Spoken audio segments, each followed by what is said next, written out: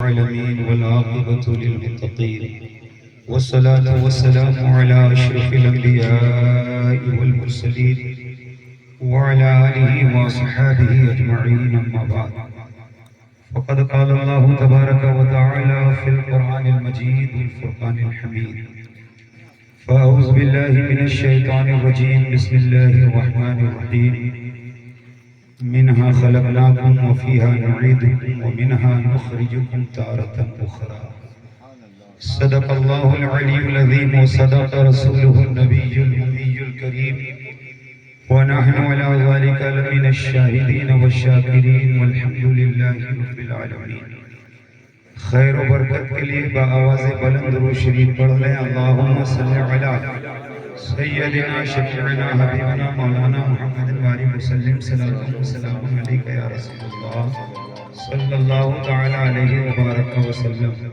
ایک ایک کر کے باہر جو حضرات جا رہے ہیں اگر ضرورت کے تحت جا رہے ہیں تو ٹھیک ہے، ورنہ میں ان سے گزارش کروں گا کہ وہ چند منٹ کے لیے واپس تشریف لے آئیں، اس لیے کہ آپ نے ایک مفصل بیان لائق تعظیم و تکریم و تبجیل حضرت علامہ عبدالحبیب نوری صاحب زیدہ مجدہ سے سماعت کر لیا ہے. وقت زیادہ ہو چکا ہے، کوئی لمبا خطاب نہیں ہوگا، چند باتیں آپ حضرات کے گوش گزار کروں گا. ایک مرتبہ اس نیت سے آپ حضرات درود پاک پڑھ لیں. یہ درود پاک جو ہم پڑھیں گے اس کا ثواب حضرت علامہ مولانا محمد ریحان رضا صاحب قبلہ کے والد محترم کو پہنچے. باواز بلند پڑھیں اللہم صلی علی سیدنا شفیعنا صلاۃ و سلام علیک یا رسول اللہ صلی اللہ علیہ وسلم. بڑا شاندار جاندار ایمان افروز باطل سوز خطاب آپ نے سماعت فرما لیا. درود زندہ ہے، سلام زندہ ہے. درود زندہ ہے چونکہ زندگی کی بات ہو رہی تھی. درود زندہ ہے، سلام زندہ ہے. خدا کے بعد محمد کا نام زندہ ہے. درود زندہ ہے، سلام زندہ ہے. خدا کے بعد محمد کا نام زندہ ہے. تمہارے پاس تو مردہ بھی اب نہیں کوئی، تمہارے پاس تو مردہ بھی اب نہیں کوئی.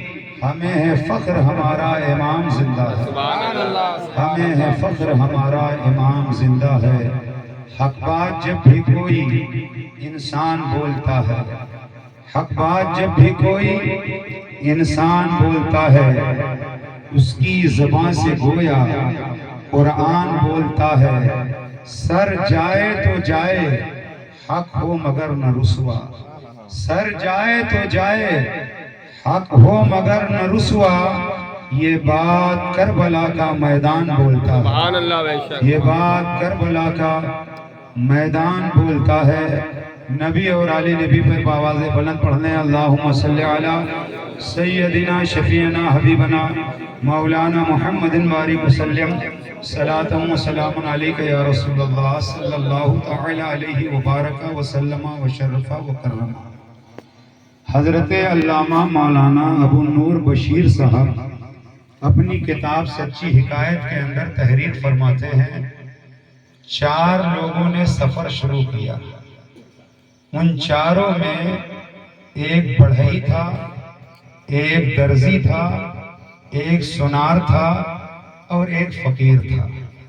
چاروں نے سفر شروع کیا اور آج سفر کرنا بہت آسان ہے، ان دنوں میں سفر کرنا بہت دشوار ہوتا تھا. چاروں نے سفر شروع کیا، چلتے چلتے دن بھر چلتے رہے. شام ہو گئی تو چاروں نے مشورہ کیا رات میں سفر کرنا اچھی بات نہیں ہے، قیام کر لیا جائے، کہیں پر ٹھہر جائیں، سویرا ہوگا پھر سفر شروع کیا جائے گا. تو چاروں نے یہ مشورہ کیا کہ اگر ایک ساتھ ہم سو جائیں گے، لٹیرے چور ڈاکو کہیں ایسا نہ ہو کہ ہمارا ساز و سامان لوٹ لیں. تو چاروں میں بات یہ طے ہوئی کہ 3 لوگ سوئیں گے، ایک شخص بیدار رہے گا. کچھ دیر کے بعد وہ سوئے گا، دوسرا بیدار رہے گا، پھر کچھ دیر 3 سوئیں گے، دوسرے کا نمبر آئے گا باری باری، لوگوں کی نیند بھی پوری ہو جائے گی، سامان کی حفاظت بھی ہو جائے گی، چور ڈاکوؤں سے بھی حفاظت ہو جائے گی۔ جاگنے کے لیے پہلا نمبر جو آیا وہ بڑھئی کا آیا۔ 3 لوگ بستر بچھا کر سو گئے۔ بڑھئی نے سوچا یوں ہی بیٹھا رہا نیند آ جائے گی، سو جاؤں گا۔ سامنے دیکھا ایک درخت لگا ہوا تھا، سامان نکالا، درخت کے قریب گیا اور جانے کے بعد کچھ لکڑی کاٹ کر لایا۔ اپنے اوزار کے ذریعے گڑھ گڑھ کر کے محنت کر کے اس نے ایک لکڑی کی عورت تیار کیا۔ لکڑی کی عورت جب تیار کر دیا، اب وہ سو گیا، نمبر آیا دوسرے شخص کا جاگنے کے لیے۔ تو اب نمبر جس کا آیا وہ تھا درزی۔ درزی کے پاس سوئی دھاگا کچھ کپڑا تھا، اس نے دیکھا ایک لکڑی کی عورت ہے، اس نے سوئی دھاگا سے کپڑے کا ایک لباس تیار کیا اور اس لکڑی کی عورت کو پہنا دیا۔ اب وہ بھی سو گیا، نمبر آیا تیسرے آدمی کا، وہ تھا سونار۔ اس نے دیکھا لکڑی کی عورت ہے، کپڑا زیبدن کیے ہوئے ہے، عورت زیور کے بغیر اچھی نہیں لگتی، اس نے زیور اس لکڑی کی عورت کو پہنا دیا۔ اس کے بعد اس کا ٹائم ختم ہوا، وہ سو گیا، نمبر آیا فقیر کا جس کے پاس کچھ نہیں تھا۔ اب اس نے دیکھا لکڑی کی بنی بنائی عورت ہے، جسم پر لباس ہے اور زیور بھی ہے، اس کا ہاتھ خالی تھا۔ وہ اللہ سے دعا کرنے لگا، یا اللہ یہ لکڑی کی عورت ہے، لباس پہنے ہوئے ہے، زیور پہنے ہوئے ہے، یا اللہ اس میں جان پیدا کر دے تاکہ میں اس سے شادی کر لوں۔ لکھا ہوا ہے اس لکڑی کی عورت جو تھی اس میں جان پیدا ہوئی، اور جب جان پیدا ہو گئی تو سویرا ہو گیا۔ اب چاروں میں جھگڑا کھڑا ہو گیا۔ بڑھئی کہتا تھا عورت میری ہے، سونار کہتا تھا عورت میری، توجہ انشاءاللہ ایمان تازہ ہو جائے گا۔ میں اس کے پس منظر کیا کہنا چاہتا ہوں۔ بڑھئی کہہ رہا تھا عورت میری ہے، سونار کہہ رہا تھا عورت میری ہے، درزی کہہ رہا تھا عورت میری ہے، فقیر کہہ رہا تھا عورت میری ہے۔ جب چاروں میں جھگڑا بڑھا تو چاروں نے کہا قریب چل کر کے کسی فیصل سے فیصلہ کروا لیں۔ علاقے کے بادشاہ کے پاس گئے، چاروں نے یہ بات رکھی، اس لکڑی کی عورت کو بھی لے جا کر کے ساتھ میں وہاں پیش کیا۔ بادشاہ نے کہا جھگڑا کس بات کا؟ چاروں نے کہا جھگڑا اس بات کا ہے، درزی کہہ رہا عورت میری، فقیر کہہ رہا عورت میری، سونار کہہ رہا عورت میری، چاروں نے کہا عورت میری ہے۔ بادشاہ نے دیکھا حسین و جمیل عورت ہے، نیت خراب ہو گئی، کہنے لگا تم چاروں جھوٹ بول رہے ہو، یہ عورت میری ہے، تم چاروں جھوٹ بول رہے ہو، توجہ عورت میری ہے۔ جب بادشاہ نے کہا عورت میری ہے تو لکڑی کی عورت کہنے لگی میں بتاؤں کس کی ہوں؟ فقیر انتظار میں کاش میری ہو جائے، بڑھئی انتظار میں ہے کاش میری ہو جائے، سونار انتظار میں ہے کاش میری ہو جائے، فقیر انتظار میں ہے کاش میری ہو جائے، بادشاہ انتظار میں کاش میری ہو جائے۔ اس لکڑی کی عورت نے کہا میں بتاؤں کس کی ہوں؟ سارے لوگ منتظر، قریب پیڑ لگا ہوا تھا، وہ دوڑ کر گئی اور پیڑ سے چمٹ گئی، پھر لکڑی بن گئی، پیڑ سے چمٹ گئی پھر لکڑی بن گئی۔ توجہ، جب گھر میں بچہ پیدا ہوتا ہے باپ کہتا ہے بیٹا میرا ہے، ماں کہتی ہے شہزادہ میرا ہے، بھائی کہتا ہے بھائی میرا ہے، چچا کہتا ہے بھتیجا میرا ہے، پڑوسی کہتے ہیں پڑوسی میرا ہے، سارے لوگ کہتے ہیں یہ میرا ہے۔ لیکن وہی بچہ جب جوان ہو جاتا ہے، چلنے پھرنے کے لائق ہو جاتا ہے، اور جب جوان ہو جاتا ہے، شادی ہو جاتی ہے، تب وہ نوجوان کہتا ہے بیوی میری ہے، مکان میرا ہے، دکان میری ہے، کھیت میرا ہے، کھلیان میرا ہے، جائیداد میری ہے، وہ میرا میرا میرا کرتا رہتا ہے۔ ایک وقت آتا ہے کہ جب اس کا انتقال ہو جاتا ہے، انتقال ہو جانے کے بعد میں اب اسے نہلانے دھلانے کے بعد، اس کا جنازہ پڑھنے کے بعد قبرستان لوگ لے کر کے جاتے ہیں، وہ زندگی بھر کہتا رہا کھیت میرا ہے، لیکن اکیلا جا رہا ہے، کھیت اپنی جگہ پر ہے، مر کر جانے والا جا رہا ہے، دکان اپنی جگہ پر ہے، مر کر جانے والا جا رہا ہے، مکان اپنی جگہ پر ہے، مر کر جانے والا جا رہا ہے، اور کھیت و کھلیان اپنی جگہ پر ہے۔ اور جب اسے قبر میں لٹا دیا گیا تو ہر ایک مٹی ڈالتے ہوئے خلقناکم وفیہا نعیدکم ومنہا نخرجکم تارۃ اخری. ہم نے اللہ فرماتا ہم نے اسی مٹی سے پیدا کیا, ہم نے اسی مٹی سے بنایا, اسی مٹی میں لوٹائیں گے اور اسی مٹی سے دوبارہ نکالیں گے. پتہ یہ چلا کہ یہ چند روزہ زندگانی ہے. آدمی چند روزہ زندگانی میں کہتا ہے یہ میرا ہے, یہ میرا ہے, یہ میرا ہے, لیکن تنہا خالی ہاتھ یہ دنیا سے چلا جاتا ہے. گاڑی اپنی جگہ, گاڑی اپنی جگہ, موٹر سائیکل اپنی جگہ, سارا ساز و سامان اپنی جگہ, وہ کیا لے کر کے جا رہا ہے؟ اعلیٰ حضرت امام عشق و محبت ارشاد فرماتے ہیں لہد میں عشق رکھے, شے کا داغ لے کے چلے, اندھیری رات سنی تھی چراغ لے کے چلے. اگر مصطفیٰ کی محبت کا چراغ دل میں روشن کیا ہے تو نبی کی محبت کا چراغ اگر دل میں روشن کیا ہے تو نبی کی عاشق, نبی کے غلام کی قبر میں روشنی نہیں ہوگی, اجالا ہوگا. اعلیٰ حضرت فرماتے ہیں قبر میں لہرائیں گے تا حشر چشمے نور کے جلوہ فرما ہوگی تلا. سبحان اللہ, سبحان اللہ, اللہ اکبر یا رسول اللہ. زندہ باد, زندہ باد.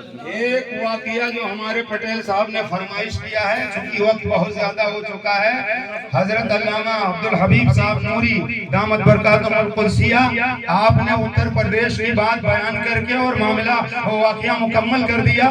چونکہ میں اتر پردیش کا ہوں اور اتر پردیش کا ذکر کرنا میرا زیادہ حق ہے. بس ایک بات بیان کر کے میں بات مکمل کرتا ہوں, اور یہ اس وقت کی بات ہے جب پورا کشور ہند انگریزوں کے زیر نگی تھا.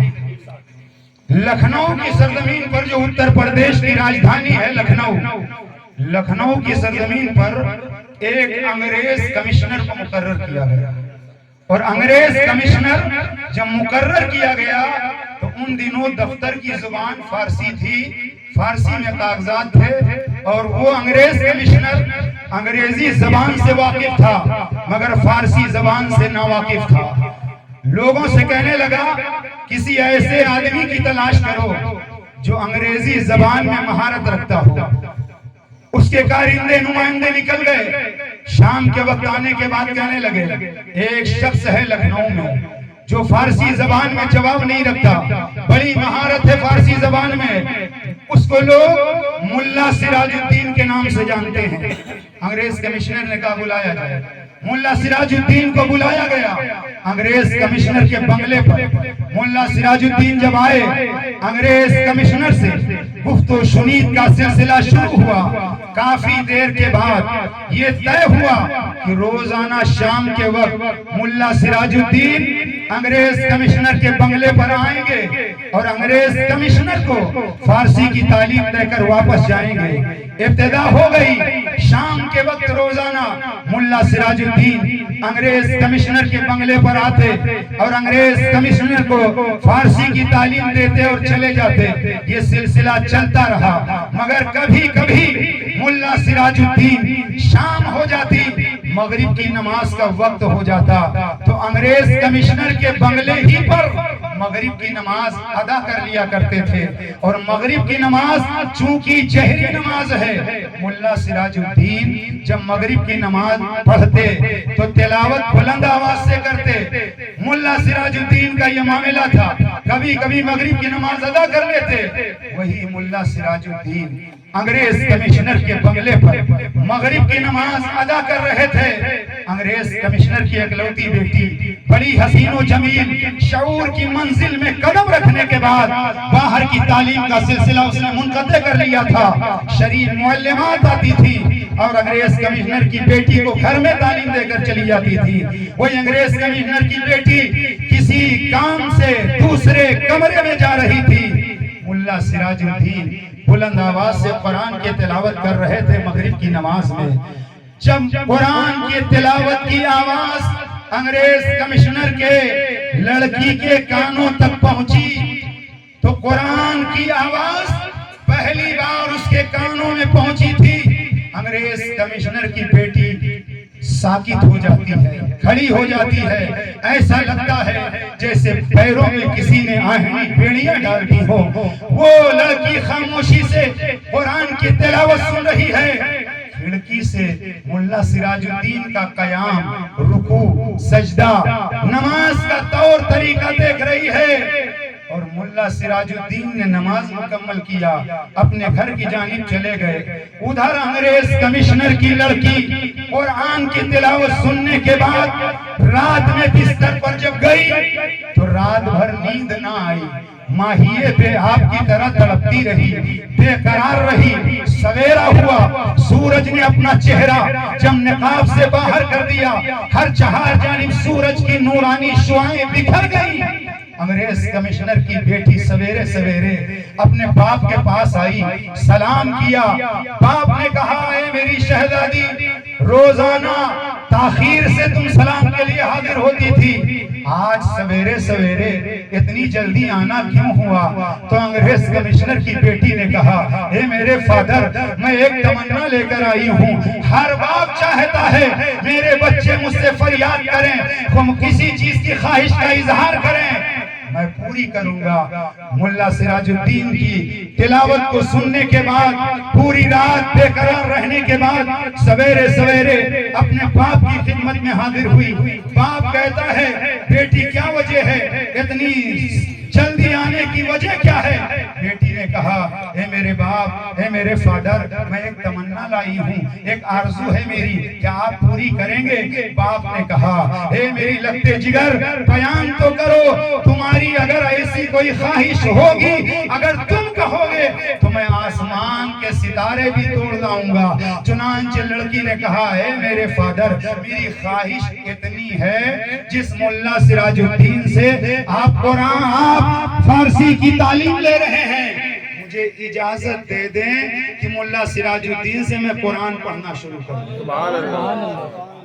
اب یہیں پر ٹھہرو، میں سوچنے لگا، لکھنؤ کی دھرتی پر ایک نبی کا غلام اگر قرآن کی تلاوت نماز کے اندر کر دے تو انگریز کی بیٹی قرآن پڑھنے پر مجبور ہو جائے۔ جب غلام کے قرآن کی تلاوت کا یہ عالم ہے تو خود وہ رسول جس پر قرآن نازل ہوا ہے، اس رسول کے قرآن پڑھنے کا عالم کیا ہوگا؟ ملا سراج الدین سے اجازت طلب کر رہی کہ ابا جان ہے میرے فادر اجازت دو، ملا سراج الدین سے میں قرآن پڑھوں۔ باپ نے کہا، اتنی یہ تو کوئی بہت بڑی بات نہیں، اجازت ہے۔ اب باپ کو ملا سراج الدین فارسی پڑھا رہے ہیں، بیٹی کو قرآن کی تعلیم دے رہے ہیں۔ وقت گزرتا رہا، کچھ دنوں کے بعد ملا سراج الدین سے انگریز کی لڑکی نے کہا کہ مجھے تمہارے نبی کی سیرت پر کوئی کتاب ہو تو مجھے لا کر دو۔ چند کتابیں ملا سراج الدین سیرت مصطفیٰ صلی اللہ علیہ وسلم پر مشتمل کتابیں دی، وہ کتاب کا مطالعہ کرتی رہی۔ وقت گزرتا رہا، کئی مہینہ گزر جانے کے بعد ایک دن ملا سراج الدین شام کے وقت جب پہنچے تو دیکھا انگریز کمشنر سر جھکائے بیٹھا ہے، آنکھیں نم ہیں، اور ملا سراج الدین جانے کے بعد کہنے لگے، انگریز کمشنر سے کیا بات ہے، آج آپ فارسی کی تعلیم نہیں پڑھیں، حاصل کریں گے؟ ملا سراج الدین سے رو رو کر انگریز کمشنر کہنے لگا، کیا بتاؤں، میری لڑکی اتنی بیمار ہے، علاقے کے ڈاکٹروں نے جواب دے دیا ہے، حکیموں نے لا علاج کر دیا ہے۔ یہ عرض کرتے کرتے ملا سراج الدین سے انگریز کمشنر کہنے لگا کہ میں نے سنا ہے مسلمانوں کی بھوک میں بڑا دم ہے، چل کر میری بیٹی کو دم کر دو تاکہ اس کے دم میں دم آ جائے، دم میں دم آ جائے۔ اور آپ نے بھی ملاحظہ کیا ہوگا، کچھ سال پہلے مسجد کے باہر غیر مسلم اپنے بچوں کو بچیوں کو لے کر کھڑے ہوتے تھے، نمازیوں سے دم کرواتے تھے۔ وہ جانتے تھے جانے والا ہمارا پڑوسی ہے، مسجد میں جانے والا ہمارے محلے کا ہے، لیکن وہ غیر مسلم جانتے تھے یہ گیا اپنے گھر سے ہے لیکن اب واپس آ رہا ہے تو اللہ کے گھر سے واپس آ رہا ہے، اس لیے اس کی زبان میں اب تاثیر ہوگی۔ لیکن آج نفرتیں اتنا عام ہو چکی ہیں کہ آج ہماری داڑھی سے دشمنوں کو نفرت ہے، ہمارے لباس سے دشمنوں کو نفرت ہے، ہماری عبادت گاہوں سے دشمنوں کو نفرت ہے۔ اس کی وجہ یہ ہے ہم نے اپنا کردار بگاڑ لیا ہے، ہم نے اپنا کیریکٹر بگاڑ لیا ہے۔ آج ہمارا اخلاق بزرگوں جیسا اخلاق نہیں ہے، آج ہماری زندگی کا دستور اتنا بگڑ چکا ہے کہ آج पड़ोसी पड़ोसी का दुश्मन है, दोस्त दोस्त का दुश्मन है, भाई भाई का दुश्मन है। मुल्ला सिराजुद्दीन से कहने लगा अंग्रेज कमिश्नर, चलकर मेरी बेटी को दम कर दें। मुल्ला सिराजुद्दीन अंदर गए, जाने के बाद लड़की के करीब पहुंचे तो उठकर बैठ गई। जैसे लोग शागिर्द अपने उस्ताद का अदब करते, लड़की उठकर बैठ गई। मुल्ला सिराजुद्दीन ने दम किया। जब लोग चले गए तो मुल्ला सिराजुद्दीन से वो लड़की कहने लगी, ऐ मुल्ला सिराजुद्दीन, ऐ उस्ताद मोहतरम, मुझे यकीन है कि अब मैं बचूंगी नहीं, अब मैं बचूंगी नहीं, लेकिन मैं ये चाहती हूँ आपकी जबान से मुझे कुरान पढ़ना नसीब हुआ है, तो मैं चाहती हूँ कि कलमा ईमान भी मुझे मिल जाए। आप मुझे कलमा पढ़ाकर मुसलमान बना लें। मुल्ला सिराजुद्दीन ने कलमा पढ़ाया, मुसलमान बनाया। उसके बाद लड़की कहने लगी, ए मुल्ला सिराजुद्दीन, मेरा इंतकाल हो जाएगा, चूंकि मेरा बाप ईसाई है, ईसाई रस्म और रिवाज के मुताबिक मुझे कब्र के हवाले किया जाएगा। मेरी वसीयत ये है, तुम मेरी मैयत में शरीक होना, कब्र का निशान मालूम कर लेना, और रात में मुसलमानों के कब्रिस्तान में ईसाइयों के कब्रिस्तान से मुझे निकाल करके मुसलमानों के कब्रिस्तान में दफन कर देना, क्योंकि अब मैं मुसलमान हो चुकी हूँ। ईसाइयों के कब्रिस्तान में रहना मुझे गवारा नहीं है। तवज्जो, कलमा पढ़ने के बाद उसे ये गवारा नहीं है कि ईसाइयों के कब्रिस्तान में दफन किया जाए।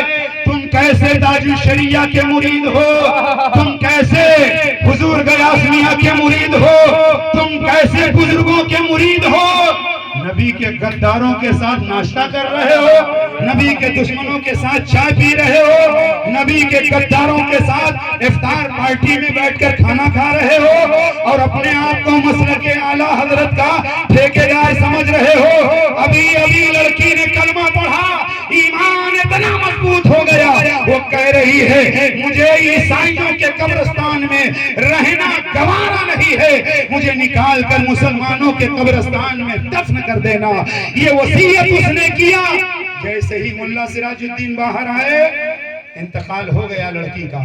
पूरे इलाके में शोर बरपा, पूरे इलाके में शोर बरपा, अंग्रेज कमिश्नर की बेटी मर गई है, इंतकाल हो गया। लोग इकट्ठा हुए, मुल्ला सिराजुद्दीन भी गए। जाने के बाद में कब्रिस्तान पहुंचे, ताबूत में रख करके एक गड्ढे में अंग्रेजी रस्म और रिवाज के मुताबिक, ईसाई मजहब के मुताबिक लड़की को दफन किया गया। मुल्ला सिराजुद्दीन ने कब्र का निशान मालूम कर लिया।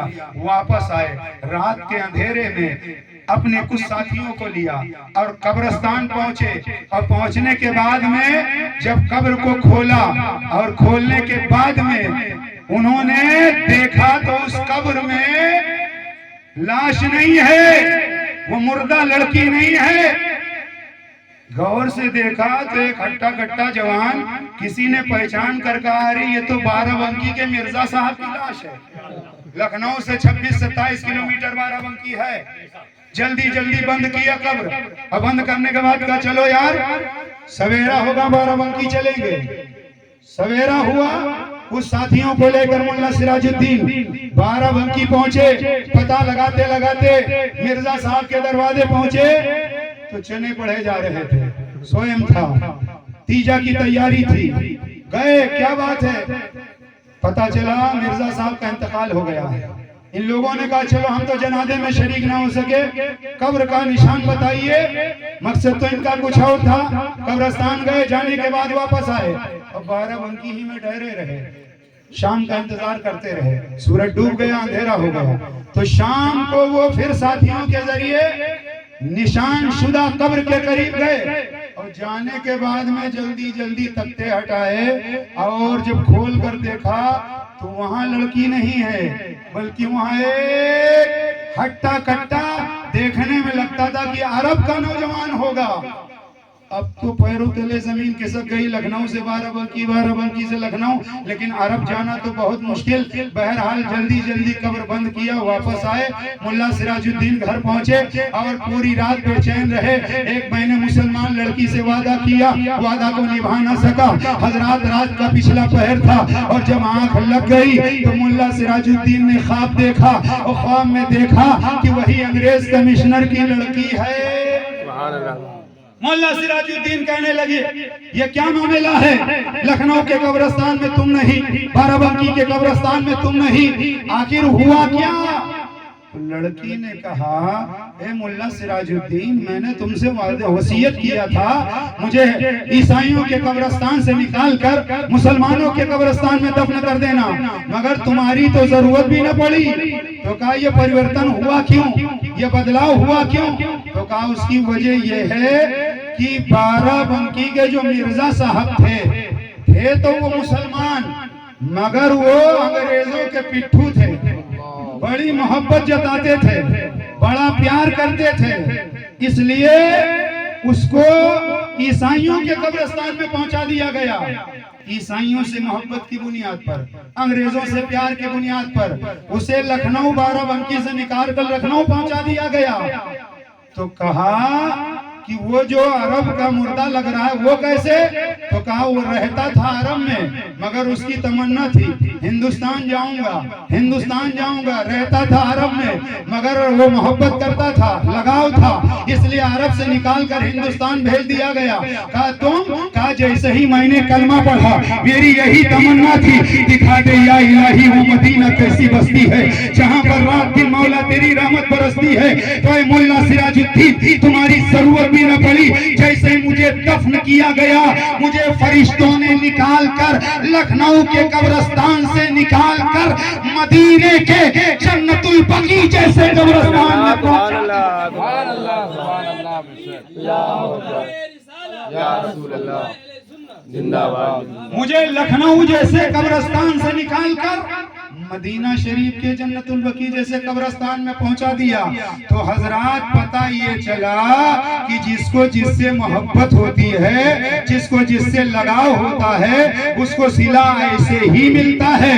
تو میں آپ سے کہوں گا، گزارش کروں گا، مسلمان بن کر جیو، مسلمان بن کر کے مرو، مسلمان بن کر کے رہو، نماز کی پابندی کرو اور جھوٹ سے بچو، سچ بولو۔ اللہ ہم کو سب کو عمل خیر کی توفیق عطا فرمائے۔ وما علینا الا البلاغ۔ السلام علیکم۔